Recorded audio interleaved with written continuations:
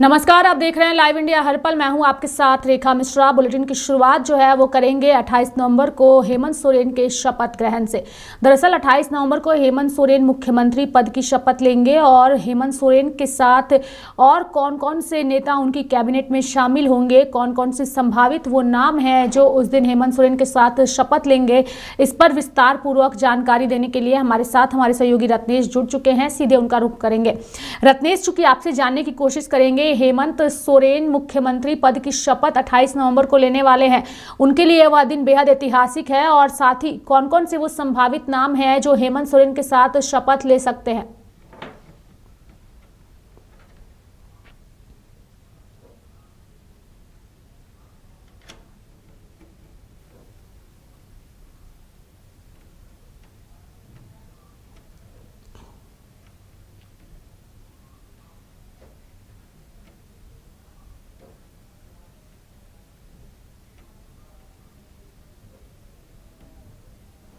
रत्नेश, आपकी आवाज दर्शकों तक नहीं पहुंच रही है। मैं चाहूंगी आप एक बार अपने माइक को ठीक कर लीजिए, लेकिन उससे पहले मैं दर्शकों को विस्तार पूर्वक इस पूरी खबर के बारे में बता दूं कि 28 नवंबर वह दिन इंडिया गठबंधन के लिए बेहद महत्वपूर्ण है, चूंकि हेमंत सोरेन उस दिन मुख्यमंत्री पद की शपथ लेंगे और वो दिन हेमंत सोरेन के लिए बेहद ही महत्वपूर्ण है।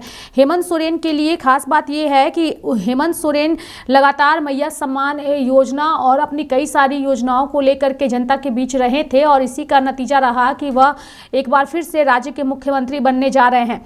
28 नवंबर का दिन सिर्फ हेमंत सोरेन के लिए ही नहीं बल्कि उनकी कैबिनेट में शामिल होने वाले उन तमाम नेताओं के लिए जो है वह बेहद ही महत्वपूर्ण है। यानी कि अगर हम बात करें हेमंत सोरेन की, तो हेमंत सोरेन ने सरकार बनाने के लिए दावा जो है वो प्रस्तुत किया है और 28 नवंबर को शपथ ग्रहण समारोह में एक बार फिर से मुख्यमंत्री के रूप में उनके शपथ लेने का समय जो है वो आ चुका है।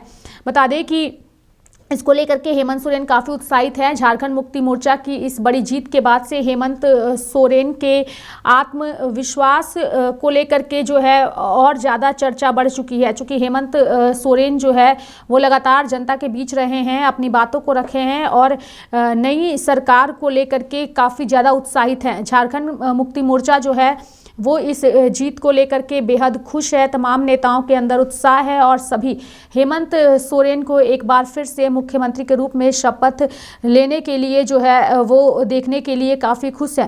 हेमंत सोरेन 24 नवंबर को अपना इस्तीफा उन्होंने राज्यपाल को सौंपा था और साथ ही उन्होंने दावा पेश किया था। अब चूंकि जो है चीज़ें स्पष्ट तौर पर सामने आ रही है और इस शपथ ग्रहण में कई बड़े चेहरे जो हैं वो शामिल हो सकते हैं और हेमंत सोरेन के उस पल को यादगार बना सकते हैं। यानी कि कई सारे, कल हमने तस्वीर दिखाई थी कि कैसे हेमंत सोरेन ने जो है वो प्रधानमंत्री नरेंद्र मोदी से भी मुलाकात की थी और उन्हें भी इस शपथ ग्रहण में आने का निमंत्रण पत्र उन्होंने दिया था। दूसरी ओर अगर हम बात करें तो कल्पना सोरेन भी उस दौरान उनके साथ मौजूद थी। हमारे साथ हमारे सहयोगी रत्नेश एक बार फिर से जुड़ चुके हैं, उनका रुख करेंगे। रत्नेश, आपसे जानने की कोशिश करेंगे, हेमंत सोरेन 28 नवंबर को सीएम पद की शपथ लेने जा रहे हैं, क्या कुछ कहिएगा?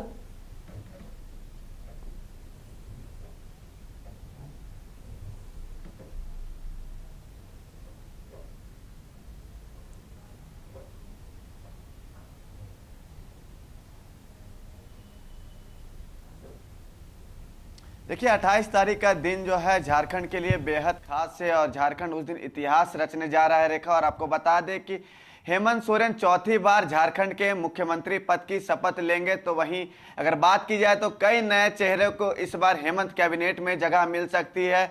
और आपको बता दें कि हेमंत कैबिनेट के कई मंत्री जो हैं इस बार चुनाव जो है वो हारे थे, तो उनकी जगह कई नए चेहरे को हेमंत कैबिनेट में शामिल किया जा रहा है। वहीं अगर बात की जाए तो मिथिलेश ठाकुर जो है वो चुनाव हार गए, बन्ना गुप्ता चुनाव हार गए, बैजनाथ राम जो शिक्षा मंत्री थे वो चुनाव हार गए। तो और आपको बता दें कि हेमंत कैबिनेट में जो संभावित जो लोग हैं जिनको हेमंत कैबिनेट में कल जगह मिल सकती है, हेमंत सोरेन के साथ वो शपथ ले सकते हैं।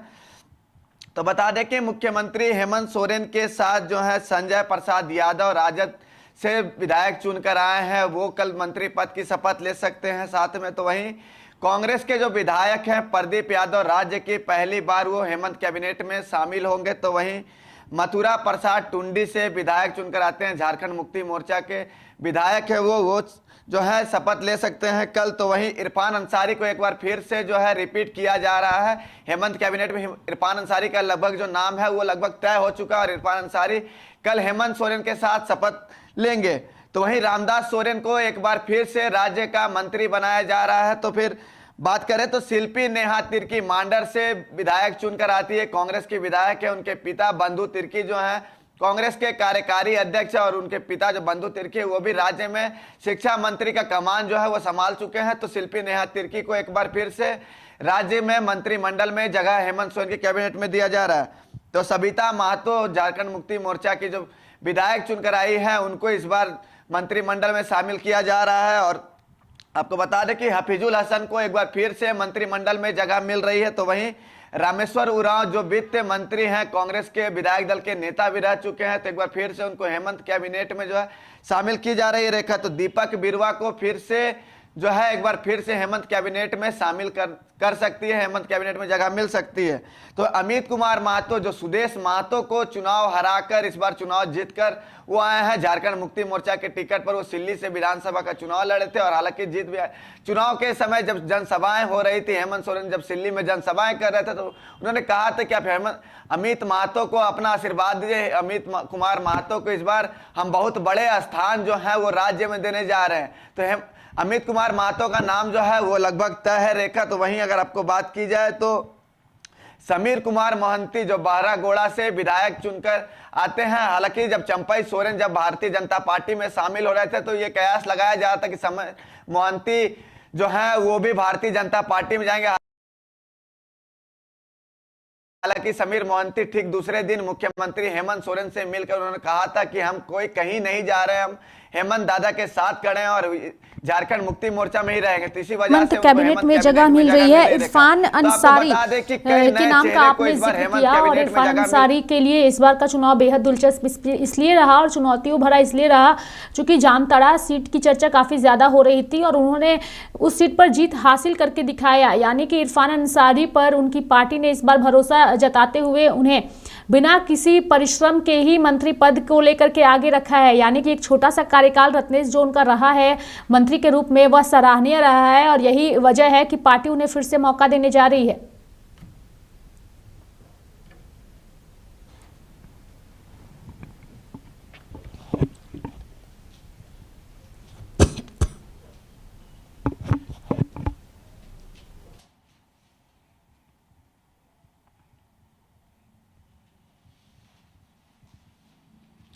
जी बिल्कुल रेखा, चंपई सोरेन के कार्यकाल के बाद जिस तरह से मुख्यमंत्री हेमंत सोरेन सत्ता संभाले उसके बाद इरफान अंसारी को ग्रामीण विकास मंत्री बनाया। हालांकि वो जो मंत्रालय था वो पूर्व मंत्री आलमगीर आलम के पास था। आलमगीर आलम के जेल जाने के बाद लगातार ये कयास लगाई जा रही थी कि इरफान अंसारी जो हैं वो कांग्रेस कोटे से मंत्री होंगे, अल्पसंख्यक से आते हैं। तो हालांकि उनको हेमंत कैबिनेट में जगह मिली है, लेकिन जिस तरह से उनका 3 महीना 3.5 महीना का जो कार्यकाल रहा था वो काफी बेहद अच्छा रहा था, काफी लोगों के हित में वो कार्य किए हैं। उन्होंने कहा था जब शपथ लिया था उसके बाद जब वो राजभवन से बाहर निकले तो उन्होंने कहा था मीडिया से कि ये मेरा जो कार्यकाल रहेगा ये देखने वाली कार्यकाल रहेगी। और उन्होंने ये साबित भी किया है कि किस तरह से ग्रामीण में लोगों को विकास चाहिए और उन्होंने विकास की एक लंबी लकीरें जो है वो खींची थी। और हालांकि उन्होंने जब जामताड़ा से कांग्रेस पार्टी ने उन्हें प्रत्याशी बनाया था उनके सामने एक बहुत बड़ी चुनौती थी। कार्यवाहक मुख्यमंत्री हेमंत सोरेन की भाभी सीता सोरेन जो थी चुनावी मैदान में थी, भारतीय जनता पार्टी की ने उनको वहां से उम्मीदवार बनाया था और सीता सोरेन को वो हरा के आए हैं। और कार्यवाहक मुख्यमंत्री जो इस वक्त राज्य के हैं हेमंत सोरेन के सबसे करीबी हैं, तो उनको निश्चित तौर पर इस बार हेमंत कैबिनेट में जगह मिल रही है। और जिस तरह से उन्होंने काम किया है 3.5 महीना का, रेखा हमने आपको पहले भी बताया कि 3.5 महीना का जो कार्यकाल था वो काफी सराहनीय था। हर लोगों के लिए उन्होंने हर हित के लिए जो कार्य होता है, अगर बात की जाए तो जब हेमंत कैबिनेट की बैठक हो रही थी तो सबसे अहम अगर फैसला हुआ था तो वो ग्रामीण विकास विभाग जो मंत्रालय है उससे सबसे अहम फैसला हुआ था। तो उसमें सबसे अहम भूमिका जो थी वो इरफान अंसारी की थी, क्योंकि उस विभाग के मंत्री हैं वो, तो सबसे अहम भूमिका भी उनकी रहेगी निश्चित तौर पर। तो इसलिए जो है इरफान अंसारी को हेमंत कैबिनेट में इस बार फिर से जगह मिल रही है। हालांकि उनका मंत्रालय जो है इस बार चेंज जो है वो हो सकती है, उनको इस बार राज्य का स्वास्थ्य मंत्री बनाया जा सकता है। लगातार वो बन्ना गुप्ता के खिलाफ अगर बात की जाए तो बन्ना गुप्ता के खिलाफ लगातार वो पूरे 4.5 साल मुखर होकर जिस तरह से वो सदन की बात करे या फिर सदन से बाहर वो सड़कों पर बन्ना गुप्ता के खिलाफ उन्होंने मुखर होकर कहा है, यही वजह है कि उनको राज्य का एक बार स्वास्थ्य मंत्री बनाया जा सकता है। अब खुद वो लगातार ये भी कहते हैं कि मैं डॉक्टर हूं, मैं इलाज करता हूं। कोरोना काल में रेखा आपको याद होगा कि कोरोना काल में जब सारे मंत्री और विधायक जब अपने अपने घरों में कैद थे तो उस समय इरफान अंसारी जो है वो अपने क्षेत्रों में अपने लोगों के लिए जो डॉक्टर का जो आला होता है वो लेकर वो घूम रहे थे। कुछ लोगों का वो इलाज भी किए थे। हालांकि वो इलाज कैसा हुआ होगा ये आप भी समझ सकते हैं रेखा, लेकिन हालांकि उन्होंने अपने स्तर से पूरी कोशिश की थी इलाज करने का और कुछ हद तक उन्होंने इलाज भी किया था रेखा। तो इस बार राज्य का स्वास्थ्य मंत्री जो है वो इरफान अंसारी होंगे, क्योंकि बन्ना गुप्ता कांग्रेस कोटे से आते हैं और कांग्रेस के पास ही वो स्वास्थ्य मंत्रालय था। तो बन्ना गुप्ता इस बार चुनाव जो है वो सरयू राय से हार गए हैं। तो इस बार लगातार ये कयास लगाया जा रहा था कि इरफान अंसारी को राज्य का स्वास्थ्य मंत्रालय मिल सकता है। तो वहीं अगर शिक्षा की बात की जाए तो शिक्षा जो है वह शिक्षा मंत्रालय जो है पिछली बार जो है बैजनाथ राम के पास था, जो जेएमएम से विधायक चुनकर आते थे। तो बैजनाथ राम भी इस बार हार गए हैं चुनाव। तो शिक्षा मंत्री जो है पूर्व शिक्षा मंत्री बंधु तिर्की की बेटी को वो कमान दिया जा सकता है रेखा। और ये लाइव इंडिया के खबर पर जो है ये सूत्रों के हवाले से बता रहे, लेकिन खबर जो है ये मोहर भी लगेगी। आप देखिएगा कि जब 29 तारीख को विभागों का बंटवारा होगा रेखा, तो इसमें खबर पर मोहर भी लगेगी कि शिक्षा मंत्रालय कौन मंत्री जो है, कौन मंत्री के पास शिक्षा मंत्रालय गया, कौन मंत्री के पास स्वास्थ्य मंत्रालय गया, कौन मंत्री के पास ग्रामीण विभाग गया। तो ये मोहर भी लगती हुई रेखा आपको दिखेगी। लेकिन सूत्रों के हवाले से हम आपको खबर बता रहे हैं कि शिल्पी नेहा तिर्की जो है वो राज्य की अगली शिक्षा मंत्री होगी। तो वहीं इरफान अंसारी स्वास्थ्य मंत्री होंगे। तो बन्ना गुप्ता हम आपको मंत्रालय भी बता देते हैं रेखा। सारे मंत्रियों का हेमंत सोरेन जो है वो मुख्यमंत्री रहेंगे, जो विभागें उनके पास थी वो रहेगी। हालांकि उत्पाद विभाग जो है इस बार मुख्यमंत्री अपने पास रखेंगे। तो संजय कुमार यादव जो राजद के हैं तो उनको श्रम नियोजन मंत्री बनाया जा सकता है। श्रम नियोजन मंत्री जो है वो पहले भी राजद के पास था। सत्यानंद भोक्ता जो थे वो मंत्री थे, लेकिन वो उनकी बहू इस बार चुनाव लड़ी, वो चुनाव हार गई। लेकिन श्रम नियोजन मंत्री वो राजद के पास ही रहेगा। तो प्रदीप यादव को इस बार ग्रामीण विकास मंत्री जो है वो बनाया जा सकता है। तो वहीं मथुरा प्रसाद को जल संसाधन मंत्री बनाया जा सकता है। जल संसाधन मंत्री जो है राज्य के इस बार चुनाव हार गए हैं, मिथिलेश ठाकुर थे जल संसाधन मंत्री। तो वहीं इरफान अंसारी के हमने बता दी कि इरफान अंसारी को स्वास्थ्य मंत्री बनाया जाएगा। तो आपको रामदास सोरेन को इस बार खाद्य मंत्री बनाया जा सकता है। लेकिन आपको बात की जाए शिल्पी नेहा तिर्की का भी हमने आपको बताया। तो वहीं अगर बात की जाए तो सबिता महतो जो है, जो विभाग पहले बेबी महतो के पास था वो विभाग अब महिला एवं बाल विकास विभाग जो है इस बार सबिता महतो संभालेंगे। तो हफीजुल हसन के पास जो मंत्रालय था वो मंत्रालय उनके पास रहेगा अल्पसंख्यक का। तो रामेश्वर उरांव जो है वो भी अपना मंत्रालय बचा पाएंगे और अपना मंत्रालय फिर से उनको मिलेगा वित्त मंत्रालय।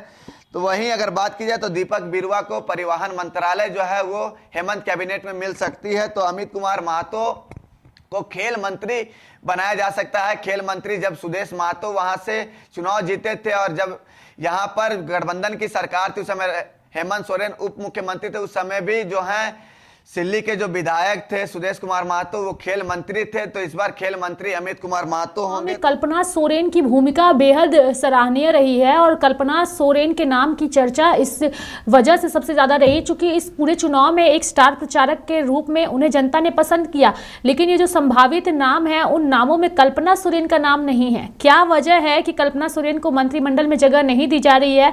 क्या हेमंत सोरेन इस परिवारवाद का जो आरोप लगातार लगते आया है उनकी पार्टियों पर, क्या उससे बचने की कोशिश हो रही है और इस वजह से कल्पना सोरेन का नाम संभावित मंत्रियों की लिस्ट में नहीं है?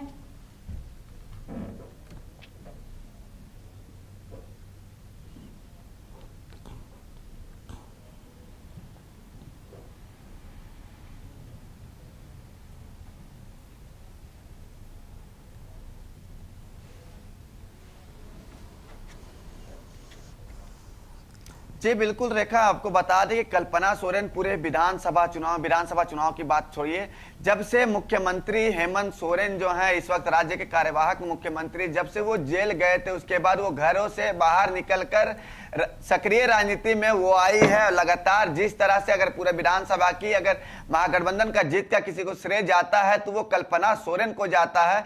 तो आपको बता दें कि उनको हेमंत कैबिनेट में जगह नहीं मिलकर उनको संगठन में कोई बड़ी जिम्मेवारी जो है वो झारखंड मुक्ति मोर्चा जरूर देगी। जिस तरह से उन्होंने पूरे 81 विधानसभा में दहाड़ा, हालांकि झारखंड मुक्ति मोर्चा के प्रत्याशियों के लिए उन्होंने समर्थन के लिए अपील नहीं की है, बल्कि महागठबंधन के सभी प्रत्याशियों के लिए उन्होंने जनसभाएं की है, सभी प्रत्याशियों के लिए उन्होंने वोट की अपील की है। और इसी का जो परिणाम है, हालांकि चर्चाएं ये भी हो रही है कि जयराम महतो की वोटों की वजह से जो है जयराम महतो चुनाव में खड़ा हुए हैं, इसीलिए महागठबंधन को फायदा हुआ है। तो निश्चित तौर पर जयराम महतो के चलते जो है महागठबंधन को फायदा हुआ है। लेकिन अगर बात की जाए तो कहीं ना कहीं 50% जो है, 50% जो है वो कल्पना सोरेन को भी महागठबंधन का जीत का जाता है। अगर बात की जाए कांके विधानसभा सीट, तो कांके विधानसभा सीट में जयराम महतो का प्रभाव पड़ा है, लेकिन कुछ ऐसे सीटें हैं जहां पर कल्पना सोरेन दहाड़ी है और उसका फायदा महागठबंधन को हुआ है।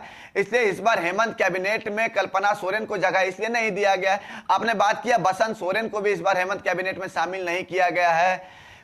आप सोरेन परिवार से किसी एक भी सदस्य जो है हेमंत कैबिनेट में देखिएगा रेखा तो इस बार नहीं दिया गया है। सिर्फ मुख्यमंत्री जिनके नाम पर महागठबंधन चुनाव लड़ रही थी, सिर्फ वही जो है मुख्यमंत्री पद की शपथ लेंगे और बाकी मंत्रियों के नाम ने हमने आपको बताया है। लेकिन कल्पना सोरेन को झारखंड मुक्ति मोर्चा संगठन में कोई बड़ा जिम्मेवारी देने जा रही है, क्योंकि आने वाला आगामी जिस तरह से बिहार में चुनाव है, बिहार में भी कल्पना सोरेन का काफी प्रभाव है। अगर लोग जो हैं बिहार से, कल परसों जब मुख्यमंत्री हेमंत सोरेन घरों में लोगों से मिल रहे थे तो बिहार के नेता जो है वो मुख्यमंत्री, कार्यवाहक मुख्यमंत्री से मिलने आए थे, उनको बधाइयां देने पहुंचे थे। उन्होंने सभी लोग कहा था कि कल्पना सोरेन, अपने भाषा में उन्होंने कहा था कि कल्पना भाभी जिस तरह से विधानसभा चुनाव में बारीकी से मीडिया जब नहीं, माफ करिएगा रत्नेश, एक सवाल आखिरी आपसे ये भी रहेगा रत्नेश यहाँ पे कि चूंकि जो लोग कल के कार्यक्रम में शामिल होंगे उसमें कौन कौन से वो बड़े चेहरे हैं जो कल शामिल होंगे इस पूरे कार्यक्रम में?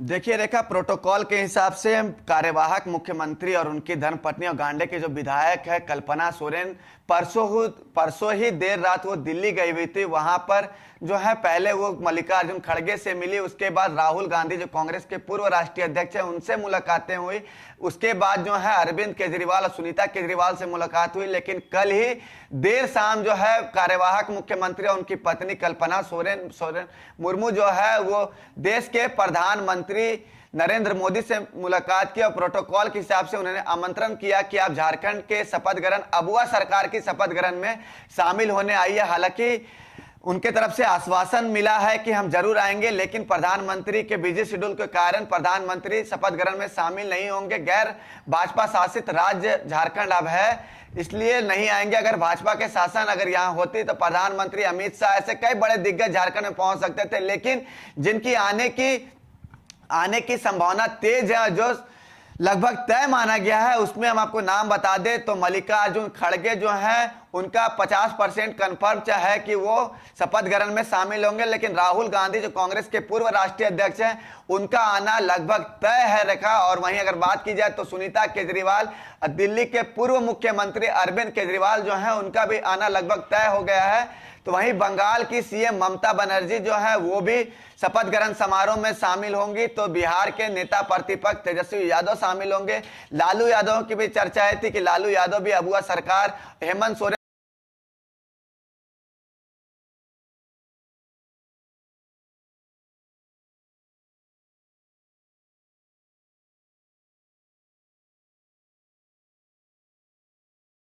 चूंकि कई ऐसे नाम हैं जो कल के इस कार्यक्रम में शामिल हो सकते हैं और उसी तरीके से चीज़ों की तैयारी भी चल रही है। फिलहाल हम वो तस्वीरें भी दर्शकों को दिखा रहे हैं। कल इसी जगह पर जो है ये पूरा कार्यक्रम भव्य जो है वो होने वाला है और कल हेमंत सोरेन यहाँ से मुख्यमंत्री पद की शपथ लेंगे। बहुत बहुत धन्यवाद रत्नेश हमारे साथ जुड़ने के लिए और तमाम जानकारियाँ देने के लिए।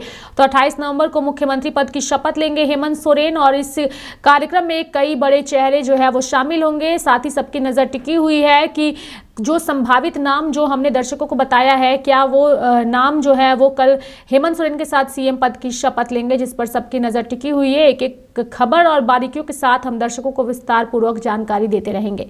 धन्यवाद रत्नेश हमारे साथ जुड़ने के लिए और तमाम जानकारियां देने के लिए। तो मेरे साथ फिलहाल अभी के लिए इस बुलेटिन में इतना ही। आप देखते रहिए लाइव इंडिया हर पल। नमस्कार।